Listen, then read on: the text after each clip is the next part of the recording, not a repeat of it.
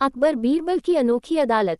एक मजेदार हिंदी कहानी। एक बार की बात है, अकबर बादशाह ने ऐलान किया कि अगले शुक्रवार को दरबार में एक अनोखी अदालत लगाई जाएगी। हर किसी को उसमें आने की इजाज़त होगी, पर शर्त ये थी कि वहां केवल वही लोग आ सकते थे जिनके पास कोई अजीब या मजेदार शिकायत हो। बीरबल को ये सुनकर बड़ी खुशी हुई। उसने सोचा, अब देखना कैसी कैसी शिकायतें सामने आती हैं।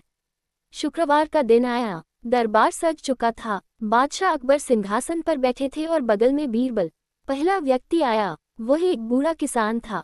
उसने कहा, जहांपनाह, मेरे पड़ोसी की मुर्गी रोज मेरी गाय को देखकर बांध देती है। इससे मेरी गाय दूध नहीं देती। इंसाफ चाहिए। अकबर चौंके। बीरबल मुस्कुराए और बोले, हुजूर, इस मुर्गी को गधे के पास बांधने का हुक्म दे ताकि वह खुद ही चुप हो जाए। सभी दरबारी हंस पड़े। दूसरा व्यक्ति आया। एक आदमी बोला, जहांपनाह, मेरी परछाई मुझे दिन भर पीछा करती है। मैं जहां जाऊं वो वहीं जाती है।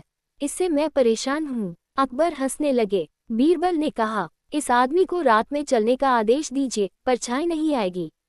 तीसरा मामला सबसे अनोखा था। एक व्यक्ति ने कहा, बीरबल जी ने मेरी नींद चुरा ली है।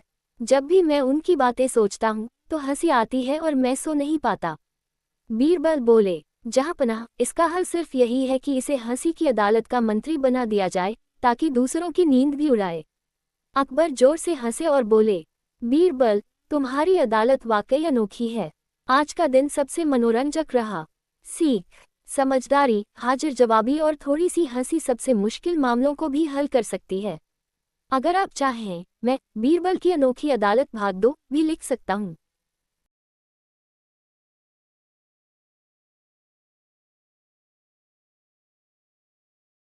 बादशाह का तोता। एक शिक्षाप्रद हिंदी कहानी।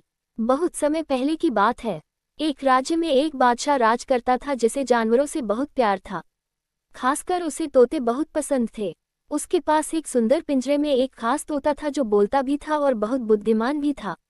ये तोता दिन भर मीठी मीठी बातें करता और दरबारियों को हंसाता। बादशाह उसे रोज मीठे फल खिलाता और सब दरबारी उसकी बातों से बहुत प्रभावित रहते। एक दिन एक प्रसिद्ध संत दरबार में आए। उन्होंने तोते को देखा और मुस्कुराए। बादशाह ने गर्व से कहा, देखा आपने, मेरा तोता कितना समझदार है। वह बोल भी सकता है और बातें भी करता है। संत बोले, ये तो बहुत अच्छा है, लेकिन क्या ये तोता सच में बुद्धिमान है या बस सीखा हुआ दोहरा रहा है? बादशाह को ये बात थोड़ी चुभी। उन्होंने कहा, अगर आप चाहें तो इसे आजमा सकते हैं। संत मुस्कुराए और बोले, ठीक है, मैं इसे ज्ञान देने की कोशिश करता हूँ। संत ने तोते को कुछ दिन अपने पास रखा। उन्होंने उसे सिखाया कि जीवन और मृत्यु का क्या अर्थ है। लेकिन कुछ ही दिनों बाद खबर आई कि तोता मर गया। बादशाह बहुत दुखी हुआ और गुस्से में संत से पूछा, तुमने मेरे तोते को मार डाला? संत ने शांत स्वर में उत्तर दिया, नहीं महाराज, मैंने इसे सिखाया कि जीवन की सच्चाई क्या है। अब ये पिंजरे से मुक्त हो गया है, शरीर से भी और बंधनों से भी।